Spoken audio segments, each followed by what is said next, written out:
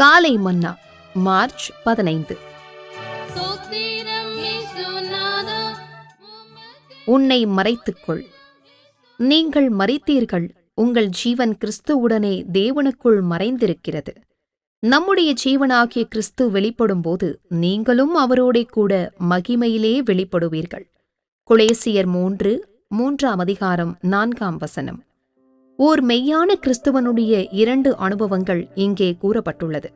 அவனுடைய ஜீவன் கிறிஸ்துவுடன் மறைந்திருக்கிறது. கிறிஸ்து வெளிப்படும்போது அவனும் அவரோடே கூட மகிமையில் வெளிப்படுவான்.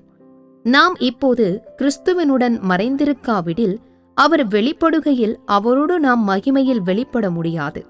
யாவராலும் அறியப்பட்டவர்களாக புகழ்பெற்று விளங்க வேண்டும் என்று முயற்சிக்கும் தேவ ஜனங்கள் கிறிஸ்து மகிமையில் வெளிப்படும்போது வெட்கி தங்களை தாங்களே மறைத்துக் கொள்ள நேரிடும். எலியா தன்னை வெளியரங்கமாக காண்பிக்க வேண்டுமென்று அவனுக்கு சொல்லப்படுவதற்கு முன்பு அவன் தன்னை மறைத்துக் கொள்ள வேண்டுமென்று அவனுக்கு கூறப்பட்டது. நீ கீழ்திசையை நோக்கி போ, ஒளிந்து கொண்டிரு. கீழ்திசை, அதாவது கிழக்கு என்பது சூரியன் உதிக்கும் திசையாகும். மெய்யான ஒரு தேவ பிள்ளை தேவ முகமாகிய சூரிய பிரகாசத்தில் மறைந்து கொள்ள கற்றுக்கொள்ள வேண்டும். அப்படியானால் நீ போய் உன்னை காண்பி என்று கர்த்தர் எலியாவிடம் கூறியது போல பின்னொரு நாளில் உன்னிடமும் கூறுவார். தன்னை காண்பிக்கும்படி எலியாவிற்கு சொல்லப்பட்ட பின்னர் அவர் தன்னை காண்பித்த போது இஸ்ரவேல் ராஜ்யத்தில் அவன் மூலமாக பெரிய காரியங்கள் செய்யப்பட்டன. வேதாகமத்தில் நாம் வேறெங்கும் வாசிக்காத ஒரு நபரின் பெயரே தாவீதின் பராக்கிரமசாலிகளின் பட்டியலில் முதலிடம் வகித்திருப்பது நமக்கு ஆச்சரியமளிப்பதாயிருக்கிறது. தக்கேமோனியின் குமாரனாகிய யோசேபா செபேத் என்பவன் சேர்வைக்காரரின் தலைவர். இவன் அதீனோ ஏஸ்னி ஊரானவன். அவன் ஒரு மறைந்திருக்கும் பரிசுத்தவானாக இருந்து வந்திருக்க வேண்டும். அன்பான தேவ பிள்ளையே, நீ பெயரையும் புகழையும் உலகின் பாராட்டுதலையும் பெற்றுக்கொள்ளும்படி ஆவல் கொண்டிருப்பாயாகில் ஒரு நாள் வரும், அன்று உன் மகிமை வெட்கமாக மாறும். ஆனால் நீ தாழ்மையுடன் தேவனுக்குள் மறைந்திருக்க கற்றுக்கொண்டால் நீ கிறிஸ்துவனுடன் மகிமையில் வெளிப்படும் மகிமையான ஒரு நாள் நிச்சயமாக வரும். கர்த்தருக்கு ஸ்தோத்திரம். Morning Manna, March 15, 2026.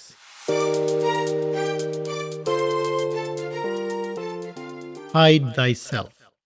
Ye are dead, and your life is hid with Christ in God. When Christ, who is our life, shall appear, then shall ye also appear with him in glory. Colossians chapter 3, verses 3 and 4.